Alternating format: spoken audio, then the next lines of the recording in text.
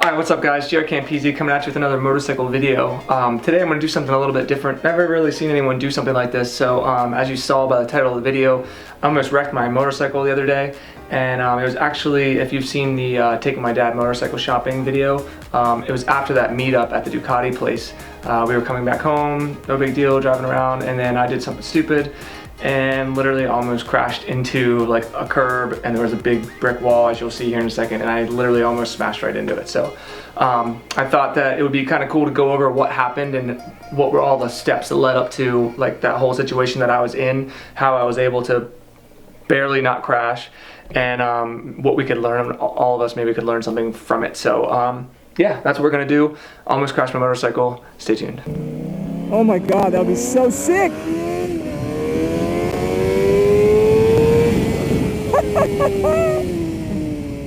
Of course, we're gonna make a left. Oh shit. Jaret! My rear wheel was sliding. Holy! Did you see that, Dad? Yeah, you almost hit the car! I know, I wasn't going to. Was that What do you mean you weren't going was to? that a cop that passed us? No. Oh, okay. No, I was downshifting and my rear wheel was sliding, and see, this bike doesn't have traction control. Did you see my bike sliding? I just saw you making your way over there and slowing down, getting closer and closer. I was trying to brake, but my rear wheel was sliding, and it doesn't have traction control to fix it, or ABS, so I just had to let it go. Okay, so you saw the clip. My dad was freaking out. I was surprisingly calm throughout the whole situation, even though I was literally heading to slam into that wall. But I'm just gonna take you through it again here and kind of talk about what was going on, so I'll just play it from here.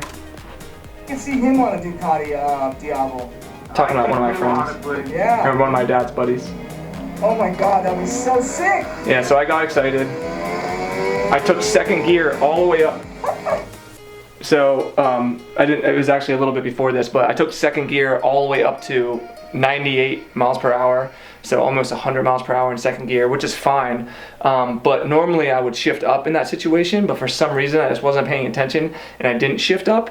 And so instead, and then I wasn't super, because I just moved back to Pennsylvania, so I wasn't super knowledgeable with this road. And it also had been raining earlier in the day, so the roads were not like wet, but they were a little bit moist still probably. And so, you know, a bunch of factors are here coming into play, and that's usually what happens in accidents. There's a bunch of steps that leads up to an accident. And so, you know, taking all that into consideration, and the fact that I was obviously traveling too fast for current conditions, I didn't know that there was a turn coming up here because it goes up over a hill and then dips down, and so yeah, and I didn't shift up into third gear like I normally would, and so you'll see what happens right here.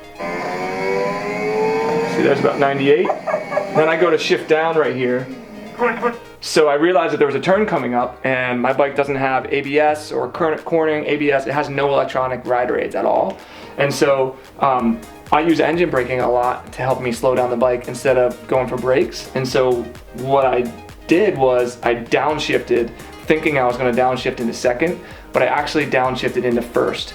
And when I downshifted into first, I was probably going like 80 or somewhere around there, which again is fine, except when you're downshifting into first going 80, which isn't fine. The back wheel locked up and it started sliding, and so that's why you see me, I'm not braking or doing anything, because I was basically just waiting for the wheel to regain traction because I could feel it sliding while I was heading straight towards the curb right here. And you see I get like 2 feet away from, not even, I was probably like 6 inches, something like that.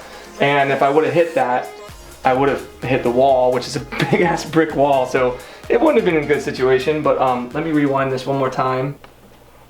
Oh my god, that was so again, accelerated way too fast, didn't know there was a turn coming up, downshifted here, my rear wheel sliding. Oh shit. Finally regained control and like just barely missed. Yeah, and you can hear my dad. Did you see my that? dad's like, what are you? I know, I wasn't going to. But in all honesty, I pretty much just got lucky, because if I wouldn't have had enough space, there was really not much I could have done. Now I could have probably tried to hit the brakes, but again, you really can't be using the front brake when you're turning, or else your wheel will slide out. The rear brake I could have used, but it only has about 20 to 30% of your stopping power on a sport bike.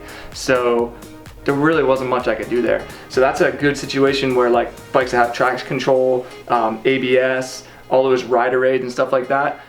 That's a situation where that would have really came in handy because it would have stopped the rear wheel from locking up, immediately cut the throttle a little bit, and so that it would have gained traction, and then I could have easily just slowed down a little bit and then taken the turn. Yeah, there's a situation where I almost did something really stupid. Luckily, when I was looking back at the footage, I was only going about like 30 or 25-ish by the time I would have hit the curb, just from the bike naturally slowing down when I was off the throttle. But I mean, hitting a curb at any speed, and especially into that wall, would not have been a fun experience. So luckily I stayed calm, sorted out, paid attention to what was happening, and just had enough time to get out of the way. So yeah, there you go.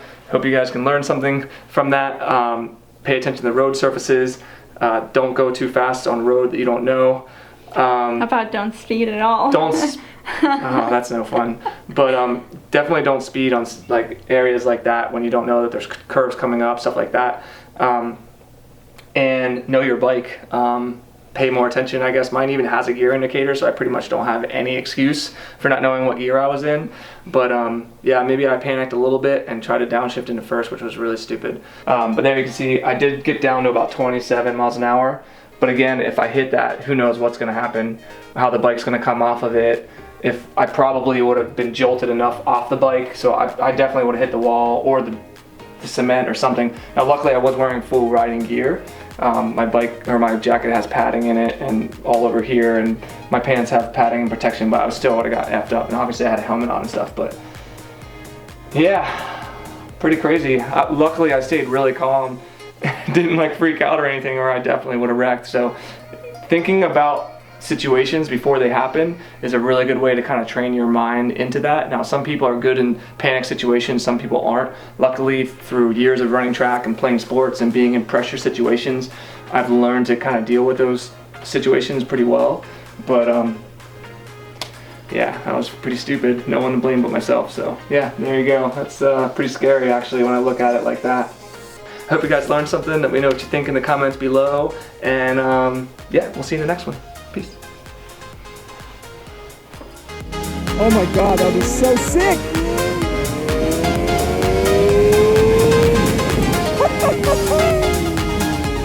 Of course, we're gonna make a left. Oh shit. Jared! My rear wheel was sliding.